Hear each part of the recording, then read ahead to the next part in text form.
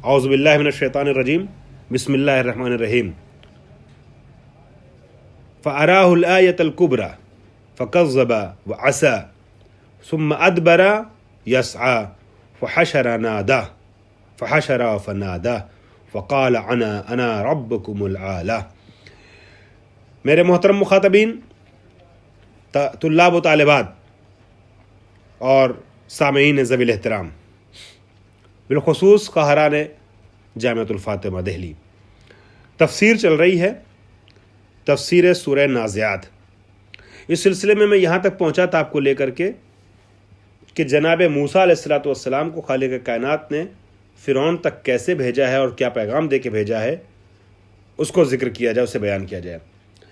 لیکن جو الفاظ استعمال ہوئے ہیں، میں کوشش کرتا ہوں جو سخت الفاظ ہیں ان کا ذرا سا ترجمہ، ذرا سی وضاحت جلدی کر دوں، اور میں پچھلے درس میں نہیں کر سکا تھا، لہذا گزشتہ درس میں جو 5-7 آیتیں پیش کی اور آج کی 5-7 آیتیں، اس میں استعمال ہونے والے سخت لفظوں کا میں ترجمہ آپ کو لکھوا دیتا ہوں۔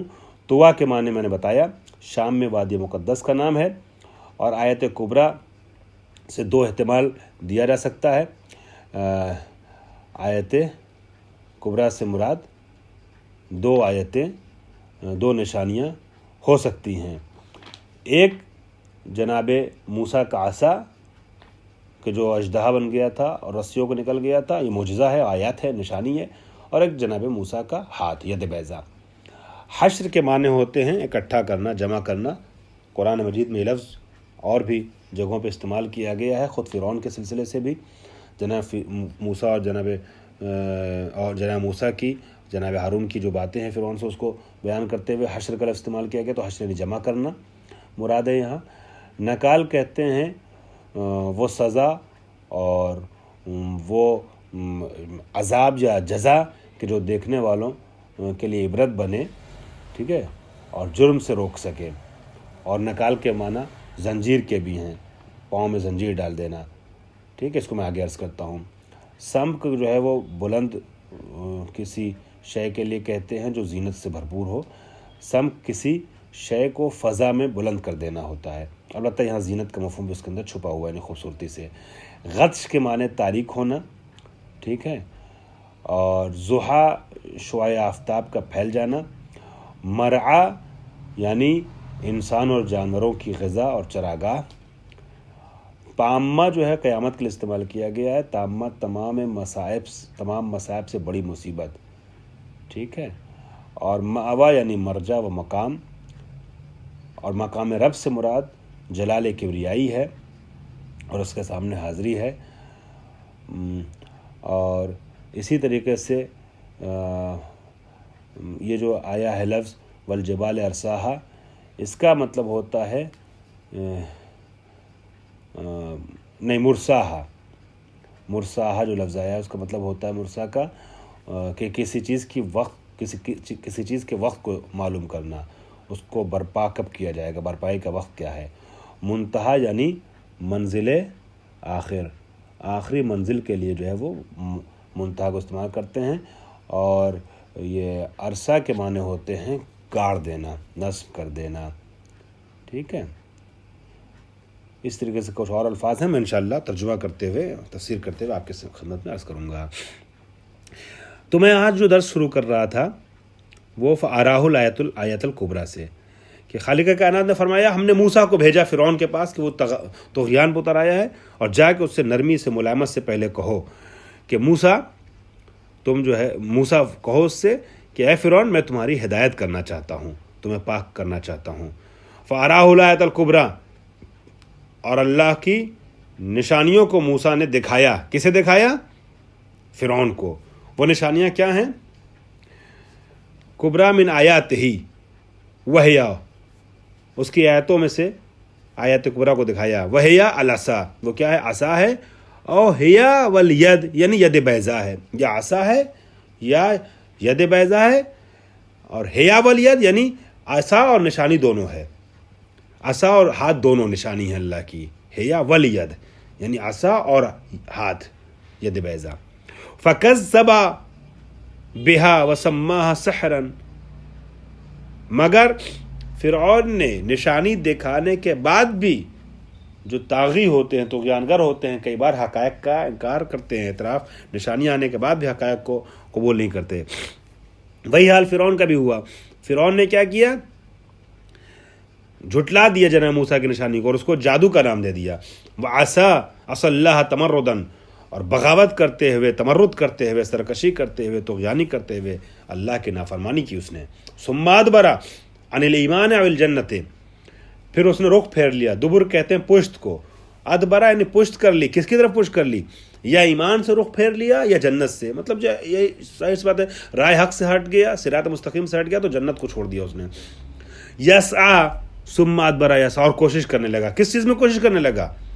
فی دفع موسیٰ، موسیٰ کو راستے سے ہٹانے کے لیے، موسیٰ کی مخالفت کرنے کے لیے، موسیٰ کے دین کے خلاف، موسیٰ کے آئین کے خلاف، موسیٰ سے جنگ پہ آمادہ ہو گیا۔ اور مسرعا فی الحرب، ٹھیک ہے، موسیٰ علیہ السلام کو راستے سے ہٹانے کے لیے، موسیٰ کے دین سے لڑنے کے لیے، موسیٰ سے اختلاف کرنے کے لیے، موسیٰ سے جنگ کرنے کے لیے کوشش کرنے لگا۔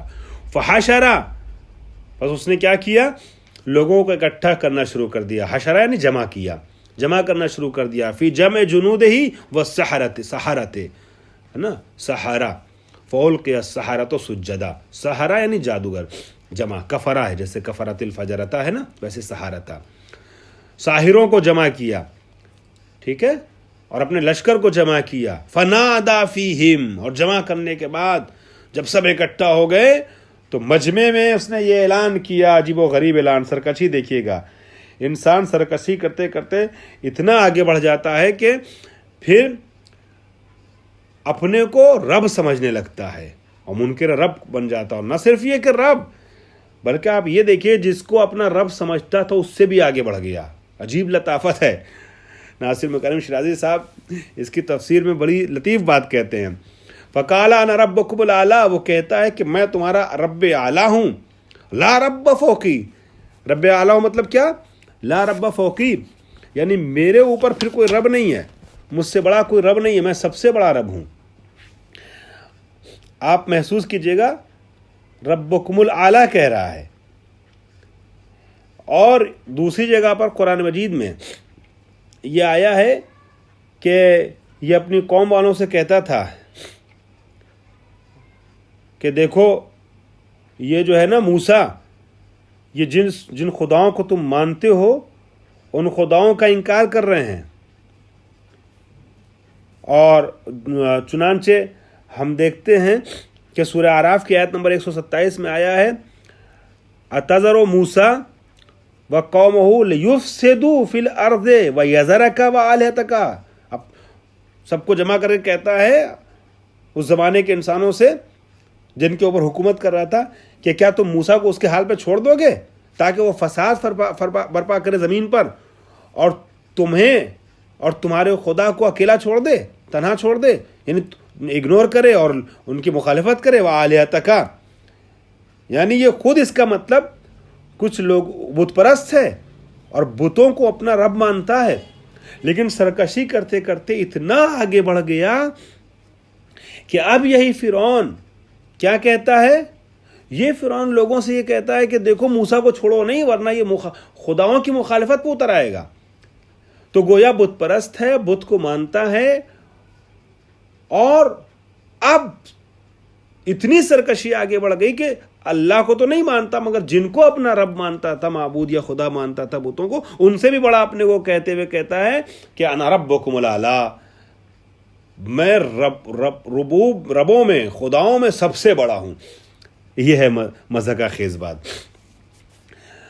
اور ایسے لوگوں کے سامنے جو طغیانی کرتے رہتے ہیں اور حد سے زیادہ بڑھتے رہتے ہیں، کسی میں بولنے کی ضرورت نہیں ہوتی، لوگ دبے رہتے ہیں، کچلے رہتے ہیں، ہمت نہیں ہے کہ سمجھائیں کہ بھائی تم اپنے خدا سے اپنے کو بڑھا رہے ہو، جس کو خدا کہہ رہے ہو تم کہہ چکے ہو کہ یہ ہمارے الہ ہیں، ہمارے معبود ہیں، ان سے بھی اپنے کو اعلیٰ کہہ رہے ہو۔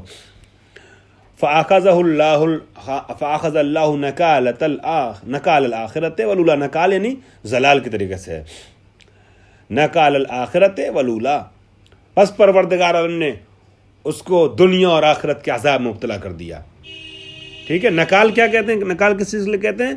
نکل زنجیر کو کہتے ہیں، زنجیر میں جکڑ دینا، اس طریقے زنجیر میں جکڑ دینا خدا کی طرف سے کہ گویا اس کے عذاب، اس کے طغیانیوں کو بند کر دینا عذاب مبتلا کر کے، یہ ہے نکال۔ فَأَخَذَهُ اللَّهُ نَكَالًا، یہ اللہ نے اس کے لیے لیا نکال کو۔ مطلب کیا ہوا؟ مصدر مؤکد، یہ نکال جو ہے یہ مصدر مؤکد ہے، یعنی بتانا چاہ رہے ہیں، آپ طالب علم ہیں، آپ کو علم ہے مفعول مطلق تاکیدی۔ مفعول مطلق تاکیدی میں کئی بار ایسا ہوتا ہے کہ مفعول مطلق کے لیے مصدر استعمال کرتے ہیں، چاہے اسی لفظ سے آئے، لفظ کی صفت لے آئیں، ٹھیک ہے، لفظ سے مشابہ کوئی لفظ لائیں، تو یہاں مفعول مطلق ہے۔ فَأَخَذَ اللَّهُ نَكَالَ الْآخِرَةِ، اور کہہ رہے ہیں اے نقل بہی تنکیلاً، کہ پروردگار عالم نے اس کی نکیل کس دی، ہم اردو میں کہیں اگر اپنے لفظوں میں تو ایسے کہیں گے۔ کس طریقے سے اس کو عذاب مبتلا کر دیا؟ نکال سے مراد یہاں لفظی ترجمہ کس دینا، زنجیر لگا دینا وغیرہ کا بنے گا، لیکن مراد یہاں عذاب ہے۔ تو عذاب میں کیسے مبتلا کر کے اس کی سرکشی کے اوپر کنٹرول کیا اللہ نے؟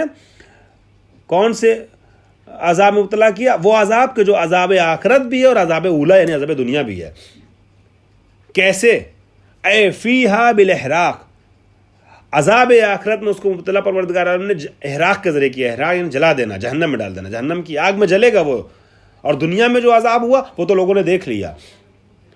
یہ پروردگار عالم جو ہے مستقبل کی خبروں کے لیے ماضی کا لفظ اس لیے استعمال کرتا ہے کہ عربی کا قاعدہ یہ ہے کہ جو خبر جو خبر جو ہے وہ حتمی ہوتی ہے، یقینی الوقوع ہوتی ہے، اس کے لیے اگرچہ مستقبل کی خبر ہے لیکن ماضی کا لفظ استعمال کرتے ہیں۔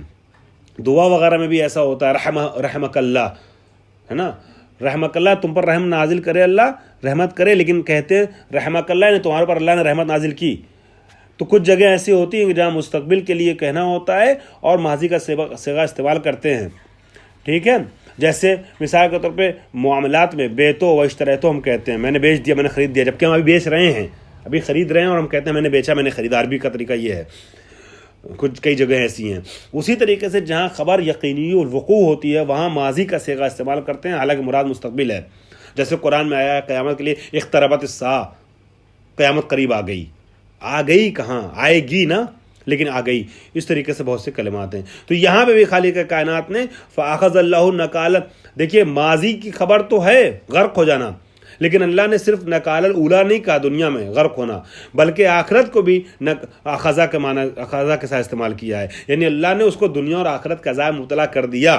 دنیا اولا یعنی دنیا، والاولا بالاغراق، دنیا میں کیسے عذاب مبتلا کیا؟ غرق کر دیا دریا نیل میں، ٹھیک ہے۔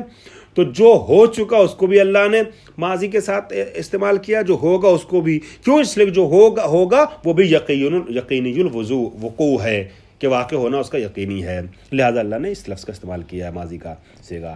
ان فی ذالک، اب جو یہ عذاب مبتلا کیا ہے فرعون کو، یہ کیا ہے؟ ذالک المذکور، یہ عذاب لعبرۃ لمن یخشا، یہ عبرت ہے اس انسان کے لیے کہ جو اللہ سے ڈرے، ٹھیک ہے، عبرت ہے، لوگوں کو سبق لینے کی ضرورت ہے، خوف خدا اختیار کرنے کی ضرورت ہے۔ انتم اے منکر البعث اشد، اب یہاں پر جب یہ بات کہہ چکا پروردگار عالم تو ایک احساس دلانا چاہ رہا ہے کہ کیا تم سمجھتے ہو کہ پروردگار عالم کا کنٹرول تمہارے اوپر کمزور ہے؟ ارے اتنا بڑا آسمان دیکھو، اتنی مضبوطوں اور قوتوں والا، پہاڑ دیکھو، دنیا دیکھو، سورج دیکھو، سب پہ میرا کنٹرول ہے، تو تمہاری کیا ایسے؟ تم تو بہت نازک سے بشر ہو۔ اے قیامت کا انکار کرنے والو، انتم اے منکر البعث، بعث کا قیامت کا انکار، اشد، تم زیادہ اصعب یعنی سخت ہو، شدید ہو، خلقت کے لحاظ سے، ام السماء، یا آسمان۔ جب یہ کہہ چکا تو ثم بین کیف خلقہا، پھر بیان کیا کہ آسمان کو اللہ نے کیسے بنایا ہے، اور فرمایا بناہا، اس کو ہم نے بنایا، رفع سمکہا، جملا مقدار علوہا۔ اس کو انشاءاللہ میں اگلے درس میں بیان کروں گا کہ پروردگار عالم نے کس طریقے سے آسمان کی خلقت کا تذکرہ کیا ہے اور خوبصورتی کو بیان کیا ہے۔ وآخر دعوانا الحمدللہ رب العالمین۔